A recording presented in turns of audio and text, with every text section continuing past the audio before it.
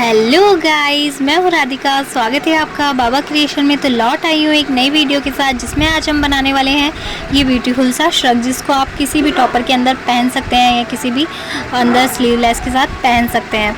तो कितना खूबसूरत लग रहा है, आप देख रहे होंगे इसको। तो इसके अंदर हमने बेबी कॉलर लगाई है, कैप स्लीव्स लगाई है। तो इसको हम स्टिचिंग करेंगे ओनली, इसके अंदर कटिंग नहीं बताएंगे, क्योंकि जो हमारा शर्ट का जो एक कपड़ा है ये हमने 13 से 14 साल पहले कट करा था, जो मेरी मम्मी ने कट करके रख दिया था, उसके बाद सिल नहीं पाए। तो ये इसकी स्लीव्स भी खो चुकी है, तो इसलिए इसकी कटिंग नहीं बताएंगे। नॉर्मली अगर आपको इसकी कटिंग सीखनी है तो आप मुझे कमेंट करके ज़रूर बता सकते हैं। तो इसकी स्लीव्स खो चुकी है, तो हम क्या करेंगे, इसकी लेंथ कुछ ज़्यादा ही लॉन्ग है, तो इसको 3 से 4 इंच की इसकी हम लेंथ कट कर लेंगे, जिससे कि हमारी स्लीव्स निकल जाएगी कैप वाली।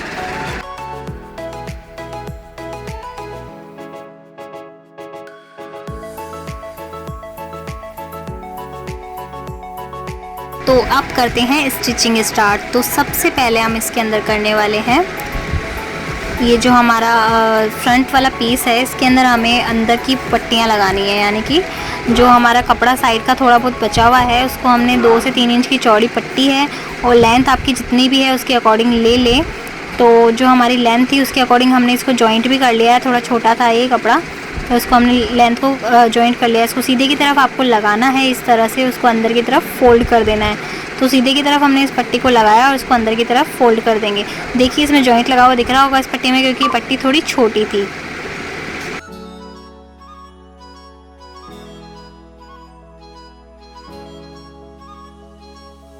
तो ये फ्रंट साइज़ का दूसरा पीस है, जिसके अंदर हमें सेम पट्टी लगानी है। ऊपर की तरफ भड़वा पट्टी नहीं लगाएंगे, इसको भी अंदर फोल्ड करने वाली ही पट्टी लगाएंगे।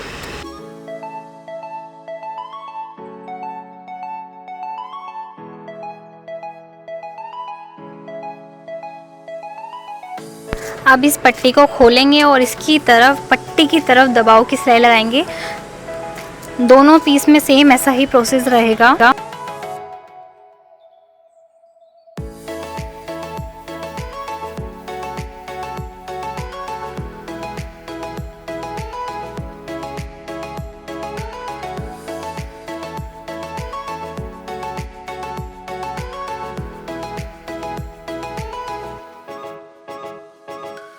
अब जिस तरह से इसको हम फोल्ड कर रहे हैं, इसको फोल्ड करके अंदर की तरफ इस तरह से सिलाई लगा देंगे। इस तरह से दोनों पीसों में यही सेम प्रोसेस रहेगा।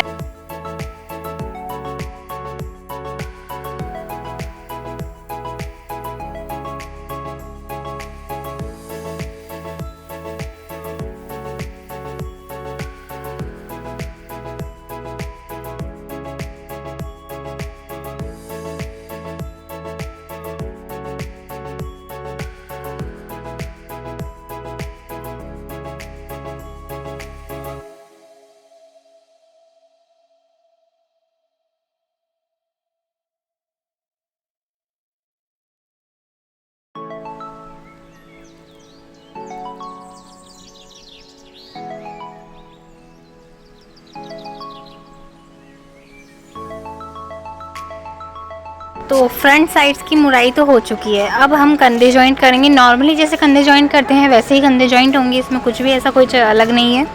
तो कंधे इसको दोनों को जॉइंट कर लेंगे हम।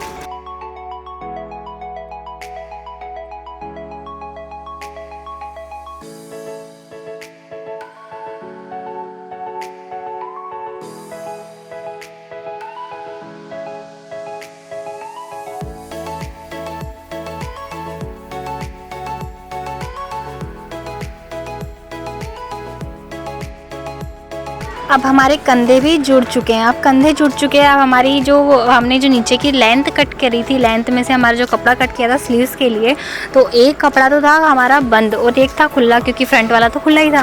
तो इसको हमने जॉइंट कर लिया है। अब नीचे की मोड़ाई कर लेते हैं। तो जॉइंट वैसे दिखेगा नहीं, अगर आप लाइनिंग है तो लाइनिंग मिला के जॉइंट लगाएंगे तो नहीं दिखता है जॉइंट इतना खास। तो इसके अंदर हमने इसको बारीक बारीक मोड़ाई कर लेनी है। स्लीव्स है हमारी, ये सीधा ही कपड़ा यूज़ में लेंगे और इसको हम कैप स्लीव्स यूज़ में लेने वाले हैं। इसमें कुछ भी वो नहीं करेंगे हम, थोड़ी सी इसकी कटिंग होगी बस।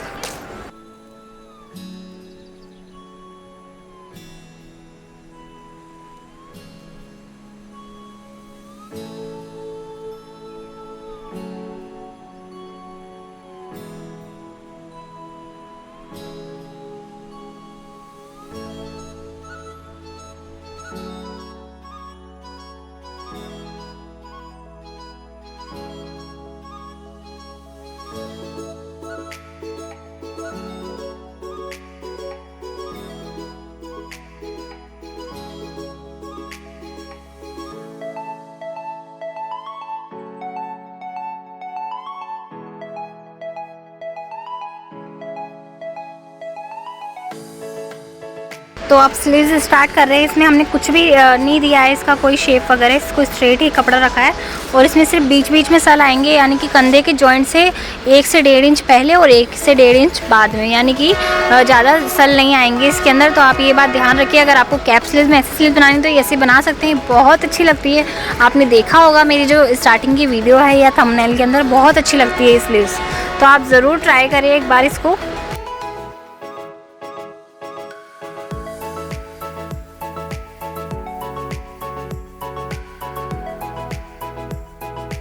अब स्लीव्स लगा दिए, इसके बाद हम करेंगे दबाव की सिलाई। दबाव की सिलाई जो लगाएंगे वो हमारे जो शर्ट का कपड़ा है उसकी तरफ लगाएंगे, स्लीव्स की तरफ नहीं लगाएंगे। तो हमारा जो अंदर का जो भी कचरा, मतलब जो सिलाई लगाई है उसको, उस सिलाई को भी हम टॉपर की तरफ कर लेंगे, यानी शर्ट की तरफ, उसके ऊपर दबाव की सिलाई लगाएंगे, जिससे कि जो अच्छी फिनिशिंग दिखे कि हाँ ये शर्ट ऐसी है। तो अब हमें क्या करना है, इसके अंदर लगाना है फिटिंग का टाका। तो फिटिंग का टाका लगाएंगे नॉर्मली जिस तरह से लगाते हैं, इसको उल्टा करेंगे। उल्टा करने के बाद इसके अंदर ज़्यादा फिटिंग का टाका लगेंगे, क्योंकि ये श्रग है तो इसको हम लूज़ ही रखने वाले हैं, ज़्यादा खास टाइट या लूज़ नहीं रखने वाले हैं। तो इसके अंदर 1 से 1.5 इंच का ही गैप आएगा, तो आप वही रखें। तो इसको सिंपली इसके अंदर हम टाका लगा लेंगे।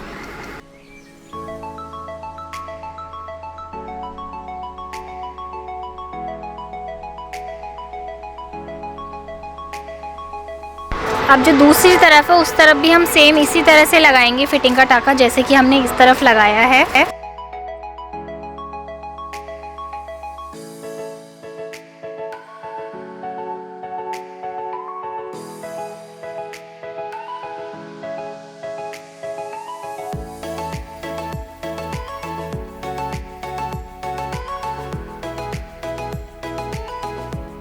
जो नीचे की हमारी जो मुड़ाई है, हम नॉर्मली वैसे मुड़ाई कर लेंगे, बिल्कुल बारीक बारीक, जैसे कि हमने स्लीव्स में की है वैसे ही बारीक बारीक नीचे की मुड़ाई कर लेंगे, जैसे हमने स्लीव्स में की है। छोटी छोटी सी होएगी, बिल्कुल बारीक बारीक। अगर आपसे नहीं होती है तो आप कच्चा करके भी कर सकते हैं।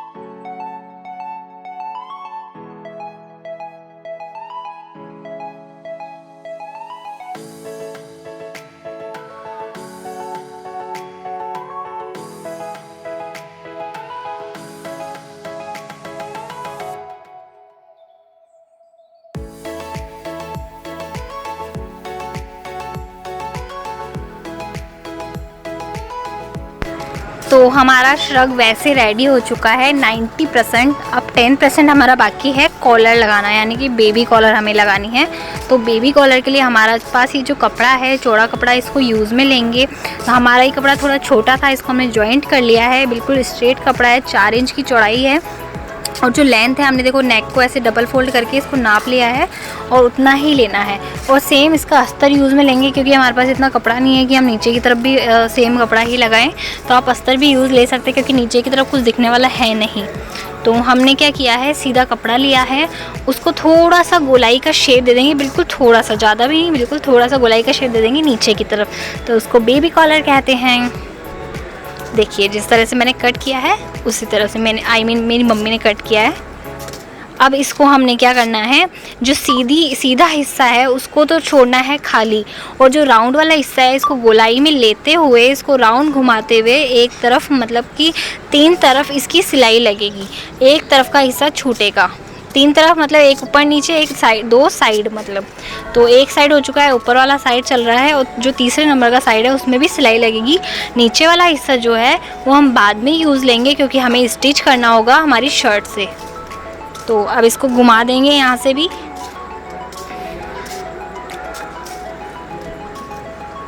जो हमारी कॉलर है इसको हमें कर लेना है सीधा इस तरह से, और इसके ऊपर लगा देनी है एक दबाव की सिलाई ऊपर की तरफ, यानी कि एक बूट छोड़ के दबाव की सिलाई लगाएंगे। एक बूट का मतलब समझ गए, जिस बूट से हमारी मशीन जो चलती है, जिसमें हम सुई पोते हैं, वो बूट होता है जिसके अंदर सुई लगी हुई होती है। तो इस तरह से इसके अंदर दबाव की सिलाई लगा देंगे एक बूट छोड़ के। मतलब एक बूट छोड़ने का मतलब है एक बूट का गैप, मतलब बूट चलेगा जो उस कपड़े के ऊपर चलेगा। तो मैं आप इसकी रिक्वायरमेंट हो तो आप मुझे कमेंट करके बता सकते हैं कि कैसे करना है कैसे नहीं। तो हमारी ये कॉलर लग चुकी है। अब कॉलर को लगाएंगे हम जो हमारा सीधे तरफ का कपड़ा है, क्योंकि अस्तर तो हमें नीचे लेना नहीं है। तो ऊपर जो दिखाना है हमें ऊपर वाले हिस्से में, तो उसे सबसे ऊपर रखना है, और उसके ऊपर हमें एक पट्टी लेनी है, सीधी पट्टी। सीधे की तरफ हमने रखी कॉलर, सीधे कपड़े को, सीधे कपड़े के ऊपर सीधी कपड़े वाली कॉलर रखी हमने। उसके ऊपर गले के ऊपर ही एक सीधी पट्टी हमने स्ट्रेट पट्टी कट कर रखी है, उसको लेना है। या फिर आप उरेबी पट्टी भी यूज़ में ले सकते हैं। हमारे पास कपड़ा कम था क्योंकि ये कपड़ा बहुत पुराना कटा हुआ है, जिसका हमारे पास पड़ा था लेकिन हम यूज़ नहीं कर पाए। होता ना कि जब टाइम आता जब भी कर पाते हैं ऐसा। तो हमने इसको अब स्टार्ट किया है, इसलिए कपड़ा वगैरह सब खो गया था इसलिए। तो हमने स्ट्रेट पट्टी ली है, तो इसके अंदर हम थोड़े थोड़े सल डालेंगे। स्ट्रेट पट्टी लेते हैं तो आपको सल डालने की ज़रूरत पड़ेगी। अगर उरेबी पट्टी लेते हैं तो आपको सल डालने की ज़रूरत नहीं पड़ेगी, क्योंकि वो स्ट्रेचेबल हो जाती है इसलिए। तो हमें पूरी पट्टी को इस तरह से नेक के अंदर लगा लेनी है, वो भी कॉलर के साथ।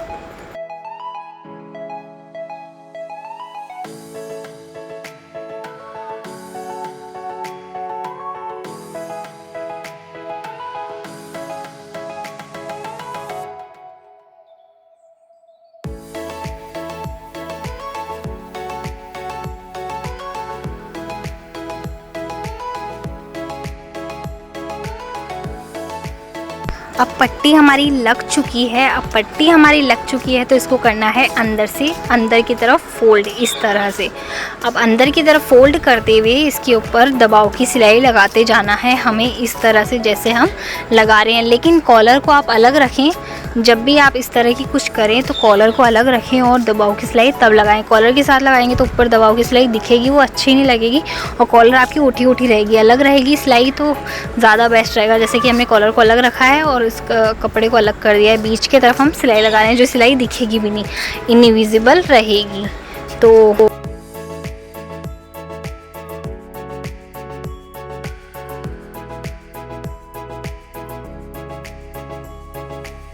तो फाइनली हमारे जो श्रग है ये रेडी हो चुका है। आई होप गाइज़ आपको ये वीडियो और ये श्रग आपको समझ में आया होगा। अगर आपको इसकी कटिंग सीखनी है तो आप मुझे कमेंट बॉक्स में कमेंट करके बता सकते हैं, तो मैं ज़रूर एक वीडियो बनाऊंगी जिसमें मैं ये शेयर करूंगी कि श्रग की कटिंग कैसे की जाए। एंड प्लीज़ अगर आपने अभी चैनल को सब्सक्राइब नहीं किया है तो प्लीज़ चैनल को सब्सक्राइब करें, शेयर करें।